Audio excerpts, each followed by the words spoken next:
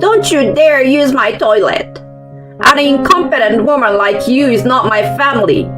You act like this is your house. I've been letting you live here, but I've never heard a word of appreciation from you. Thank you. What? I can't hear you. Anyway, how long are you going to sit there? I'm horrified that you are touching my things. You contaminate them and even make the air polluted too. From now on, you will go outside for a shower and toilet. That's good enough for you. You can't be serious. There is nothing open at this time of night. What are you talking about? There is a field and a pond right there. You can make good use of them. Having said that, my mother-in-law locked me out of the house. The story goes back some time ago.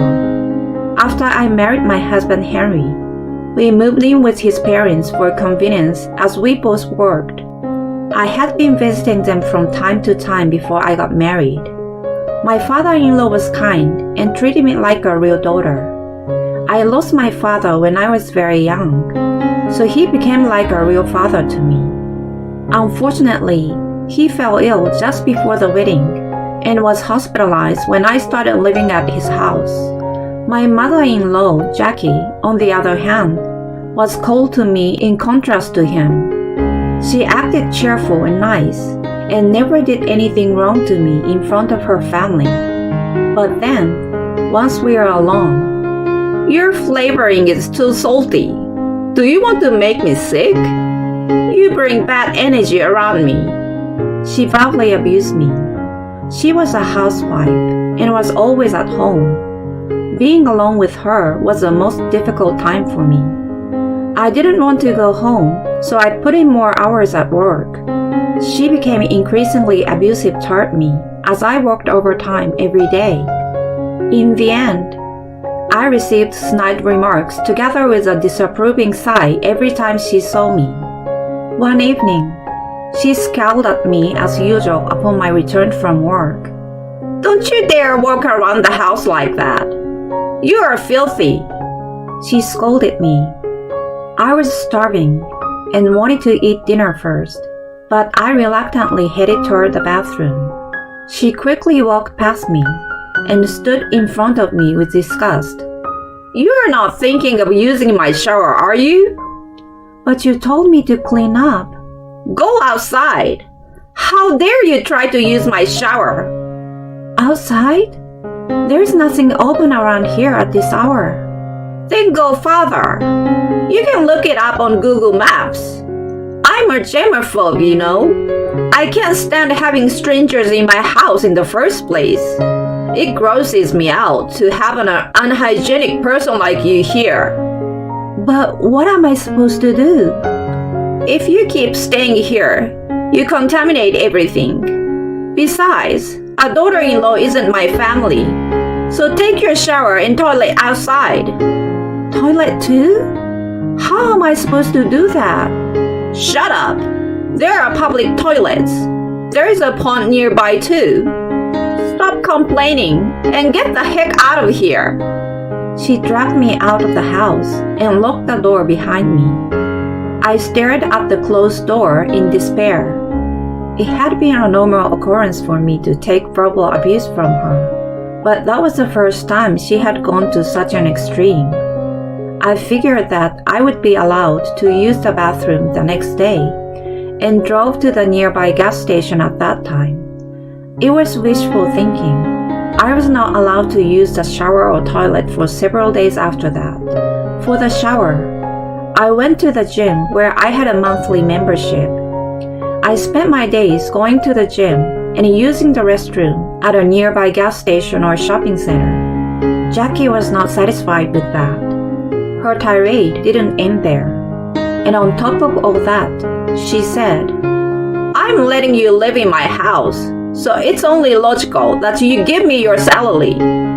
It's called rent. You are really despicable to stay for free. I had been sending money to my mother, who lived alone in the countryside, to make a comfortable living. Jackie was fiercely determined that I was afraid to refuse, and ended up giving her my entire salary. Henry was aware of how I was being treated by her, but he always put her before me. He pretended not to see me going out to use the bathroom, no matter how cold it was outside. On the contrary, he sometimes joined her in mocking me. More than half a year after we started living together, her harassment didn't stop, but it got worse by the day. I couldn't understand why I was being treated like this. I tried to think of anything I had done wrong. My own husband was on his mother's side, and my kind father-in-law was in the hospital. My mother had suffered from a heart ailment in the past, and I didn't want to worry her. There was no one whom I could rely on around me. After all, I had to endure unreasonable treatment every day without being able to talk to anyone about it. If I stayed at home, I had to hear nothing but criticism, which was depressing.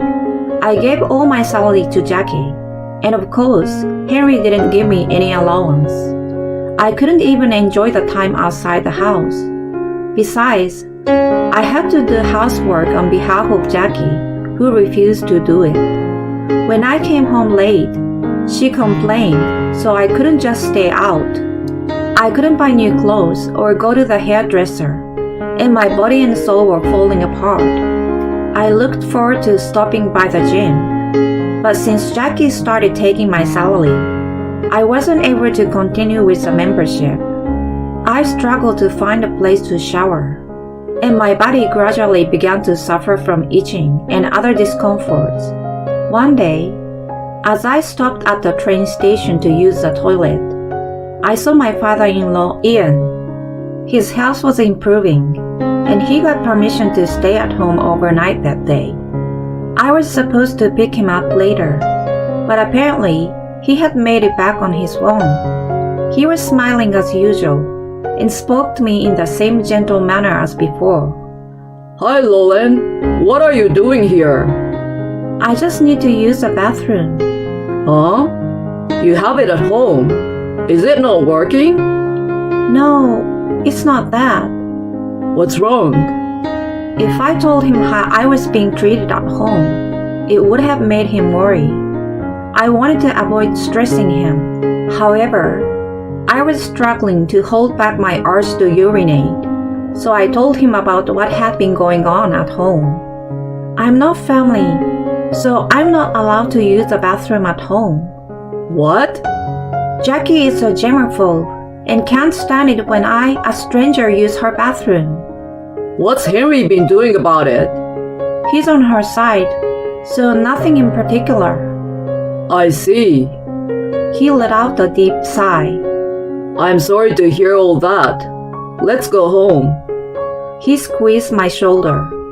His reaction loosened the tension in me, and I had to try hard to hold back my tears. After I finished using the bathroom, we went back home together.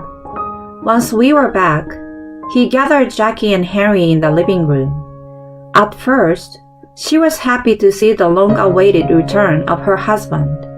But then, she was puzzled by the strange air around him. Lauren told me all about what you have been doing to her. What do you mean? What has been going on? Don't pretend. I heard that you wouldn't let her use the shower or toilet in the house because she's not family. I also heard that you are taking away all of her salary. That's not true. Jackie glared at me. Ian stepped in between us and hid me from her. What are you doing? You should reflect on what you have done to her instead. Indeed, she's not blood related, but she married our son and tried to become a part of the family. Instead of treating her with gratitude, you treated her in such a terrible way. You and I were originally strangers who became a family, right? We couldn't have been if we didn't care for each other. What on earth are you thinking? And you, Henry? He jerked as he heard his name called. You're her husband, aren't you? You're on the wrong side right now. Start protecting your wife and stop being so attached to your mother already. This is the role of a husband. But it's not but. You are a grown man. It's overdue to let go of your parents. Ian was calm, but there was suddenly a sense of anger in his voice. Henry seemed to be frightened and glanced at Jackie for help. We didn't mean to neglect her, right, Mom? She looked at him for a moment and then turned to Ian. It's all a misunderstanding. Henry told me that if Lauren didn't use the shower and toilet in the house, the water bill would be less, and her salary should be ours, so we should take it away from her. I told him I couldn't do such a pitiful thing, but he insisted. Hey, what are you talking about? I didn't want to do it, but I had to follow his order. That's bullshit. You're the one who complains to me about sharing the bathroom with Lauren. About her salary too. You said if you could use it, you would be able to live a more carefree life. What? I can't believe you're pointing a finger at your own mother.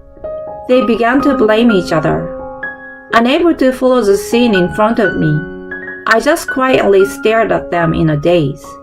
The two, who told each other that they were not to blame, showed no trace of their former good relationship, but only ugliness. Ian sighed loudly next to me. I understand how you guys are now. You have no intention of apologizing to Lauren, and you're accusing each other. You should know a little bit about shame. Both of you, get out of my house right now. You need to cool down and think about what you have done. He immediately kicked them out of the house. I corresponded with them several times after that, but instead of expressing remorse, they showed resentment at being kicked out. Ian and I were both disgusted and decided to divorce and cut ties with them. When the divorce was finalized several months later, I was summoned by Ian. I blame myself for Jackie being selfish and arrogant, and Henry being a mommy's boy, all because I had been putting work first in my life. I lectured about family like I knew best, but I was never a good husband or father. I was someone who paid not enough attention to the family. I hoped Henry would take me as a bad example and do the opposite with you. It's okay, Ian. How selfish of me. I'm really sorry, Lauren. It was my fault to begin with. As an apology, I want you to take this house. Please, Ian. It's not your fault. Besides, this house is filled with your precious memories, isn't it? I can't take it. But I would like to make some kind of apology to you. I've caused you a lot of pain. Then, will you hang out with me from time to time? Hang out? Is that what you want? Yes. I lost my father when I was very young. I thought of you as my real father. So I hope we can continue to be friends in the future. He nodded in agreement with a bit of an awkward expression of embarrassment and happiness. I then moved into an apartment and started making my single life. Ian was discharged from the hospital and also started living at home alone.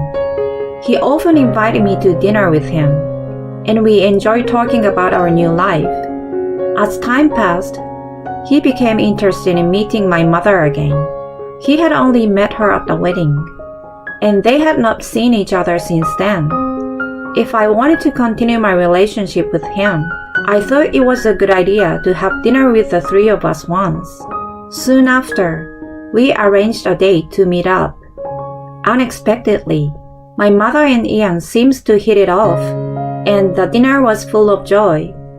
Before my marriage, there was difficulties to arrange a proper meeting due to Ian's health condition and my mother's schedule.